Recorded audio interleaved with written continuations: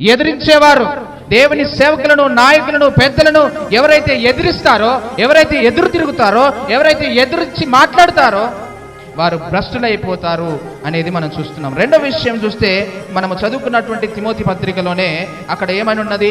మీరు భ్రష్టులై చెడిన మనసు గలవారై సత్యమును ఎదిరింతురు. అంటే భ్రష్టులు, చెడిన మనసు గలవారు సత్యమును ఒప్పుకోరు, సత్యమును ఎదిరిస్తారు, వాస్తవాలను ఒప్పుకోరు, వాస్తవాలను జీర్ణించుకోలేరు.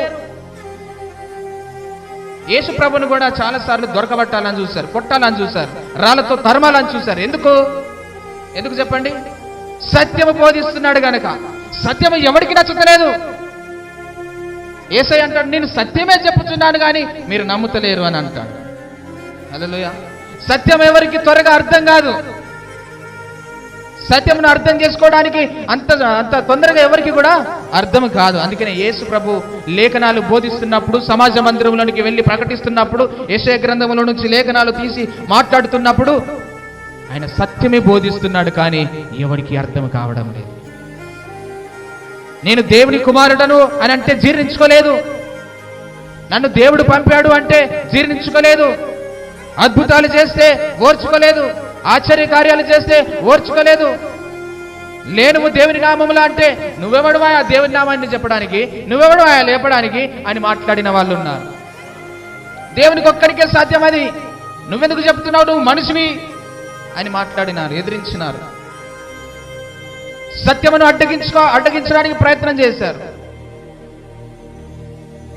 అపొస్తలులైనటువంటి పౌలు, శీల వారు వాక్యం బోధిస్తుంటే వారిని పట్టుకొని బంధించి చెరసాలలో వేశారు. ఏం తప్పు చేశారని? వాక్యం బోధించారు, ఒక దయ్యమును వెళ్ళగొట్టారు.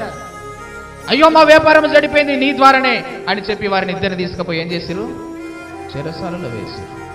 సత్యం ఎవరికి త్వరగా అర్థం కాదు, దేవుని అద్భుతాలు ఎవరికి త్వరగా అర్థం కాదు, దేవుని ఆశ్చర్యకార్యాలు ఎవరికి త్వరగా అర్థం కాదు.